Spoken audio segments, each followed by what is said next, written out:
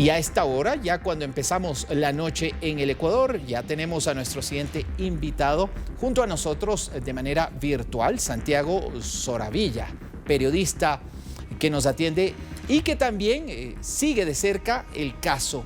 Bueno, Sebastián, empecemos hablando Santiago, empecemos hablando de este personaje, Sebastián Marcet, y venía pensando en él, por eso este breve lapsus.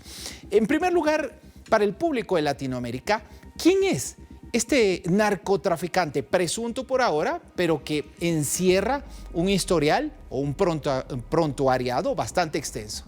¿Qué tal? Un gusto saludarte. Muchas gracias y saludos para todos por ahí. Es un joven narcotraficante, si pensamos en su edad, tiene 32 años, pero es un viejo conocido de las autoridades uruguayas, sobre todo de los investigadores de narcotráfico uruguayos. Fíjate que hace 10 años lo detuvieron por primera vez, en 2013, y lo enviaron a prisión por estar vinculado a cargamentos de cocaína que llegaban en avionetas de Paraguay. Ese piloto, narcopiloto, era Juan Viveros Cartes, el tío del expresidente paraguayo. Desde esa fecha, el nombre de Sebastián Enrique Marcet Cabrera pasó a hacerse reconocido por los investigadores uruguayos. Estuvo en prisión aquí hasta 2018, cuando quedó en libertad. Y desde esa fecha es que se radicó en Bolivia y en Paraguay, desde donde de alguna forma reformuló su operativa, siempre para utilizar el puerto de Montevideo y sacar cocaína que se producía en Bolivia. De alguna manera se distribuía hacia Paraguay en avionetas, desde Paraguay se traía hacia Uruguay y desde Uruguay salía a través del puerto de Montevideo a Europa, que es el destino final de las drogas, porque como ustedes sabrán, se paga a un precio mucho más alto de lo que cuesta producirla y de lo que se venden en nuestro mercado. Claro, cómo no. Ok, permíteme por favor ahí también, Santiago, otra pregunta que me parece aquí pertinente, y he leído información referente a este caso, y uno de los hechos que llama poderosamente la atención es esta serie de gustos bastante particulares de este personaje. Cuéntanos un poquito sobre la afición, por ejemplo, al fútbol, y además algunos de los bienes que fueron incautados por las autoridades en las últimas horas. Ahí vamos a la segunda parte de Marcet, que es lo que se empieza a desarrollar desde el 2018, y es esa forma, esas búsquedas que él tiene por también lavar el dinero que llega del narcotráfico. Ahí aparece el fútbol, donde él ya en Paraguay había pagado una suma importante de dinero para quedarse con el número 10 de un equipo de fútbol de la B. Es un mismo club en el que él había empezado a invertir. Y además, algunas de las empresas que él había montado estaban invirtiendo también dinero para ser auspiciantes de esos clubes. Esto mismo es lo que vimos en Paraguay, es lo que vimos ahora en estos días en Bolivia. Creo que ustedes también habrán visto los videos que lo muestran como jugador de fútbol de un equipo de Santa Cruz de la Sierra, al que primero lo fundó y luego además se hizo jugador. El fútbol, por un lado, parece ser una especie de pasión que él tiene, pero por otro lado también es un vehículo que es utilizado, en este caso, por su organización dedicada al tráfico de drogas, para poder, o por lo menos intentar, lavar dinero. Ok. Santiago, a ver, permíteme también aquí preguntarte sobre un aspecto que me parece necesario. ¿Cómo está la actividad del narcotráfico en Uruguay? ¿Cómo está en Bolivia? ¿Cómo está en Paraguay en términos generales, considerando también la realidad que se vive en la actualidad en nuestro país, desde donde generamos esta señal, desde el Ecuador, muy golpeado en el último tiempo, sobre todo en los últimos 5 años en este ámbito? Déjame contestarte por la parte uruguaya, principalmente porque de los otros países no tengo tanto conocimiento. Ok. Es un problema, es un problema que se intenta combatir desde hace muchos años, que se utilizan todos los medios posibles y que evidentemente no alcanzan, porque las actividades de narcotráfico continúan desarrollándose. El puerto de Montevideo es utilizado por los narcotraficantes para sacar drogas. Ahí hay controles, evidentemente los controles no terminan siendo suficientes y si bien se agarran cargamentos, por ejemplo, hace menos de 15 días aquí en Uruguay se agarró un cargamento que iba a ser exportado a Europa a través de una empresa dedicada a la venta de madera, y ese cargamento tenían unas señales en los envoltorios de las drogas que hablaban de el Rey del Sur. El Ujú. Rey del Sur es una de las maneras en las que Marcet se menciona para destacarse dentro del ámbito del narcotráfico. O sea que ese cargamento, la policía uruguaya presume que estaba vinculado con el narcotraficante. Te lo pongo como un caso específico de lo que acaba de ocurrir y de la importancia que tiene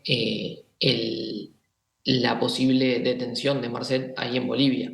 Si bien su extradición será a Paraguay, en caso de que Bolivia no logre confirmar que tenía delitos vinculados al tráfico de drogas, en Uruguay también importa y mucho la información que se pueda obtener y que se está obteniendo en estos allanamientos. Claro. Hasta el punto que hoy habló el presidente de Uruguay del tema. Claro. Y justamente sobre esto último que acabas de mencionar, Santiago, ¿hasta qué punto casos como el de Sebastián Marcet podría tensar la relación entre Uruguay principalmente y Bolivia, considerando que se trata de un tema tan delicado y en el que muchas veces la cooperación, sobre todo a nivel de policías, es necesaria? Bueno, creo que no sé si lo podría tensar. Ok. Pensaría más bien que la cooperación es lo que están promoviendo. Pienso en que tanto Paraguay como Uruguay fueron informados previamente acerca de la posibilidad de que Marcet estuviera en Santa Cruz de la Sierra, y incluso Paraguay también trabajó coordinadamente con Bolivia enviando oficiales para tratar de detenerlo. Creo que, no, que realmente que las relaciones no se afectarían desde ese lugar. Existe una cooperación bastante grande. Lo que pasa con Uruguay particularmente es que si bien no tiene ninguna causa específica en la que pueda procesarlo, Ujú. Uruguay también está muy implicado porque Marcet recibió un pasaporte uruguayo cuando estaba en la prisión en Emiratos Árabes Unidos. Eso le ha dado un componente de carácter también político a la discusión que hay aquí en Uruguay acerca del narcotraficante. Por un lado está todo su proceso de lavado de activos, pero por el otro está esta discusión política porque el gobierno no logró encontrar un mecanismo para impedir la entrega de un pasaporte a esta persona. Ok, Santiago, ¿cómo se está asumiendo desde el gobierno uruguayo la problemática de las drogas y sobre todo el tema del narcotráfico, que como yo lo mencionaba hace un instante, y hay que decirlo aquí también, de forma lamentable, va creciendo en toda la región?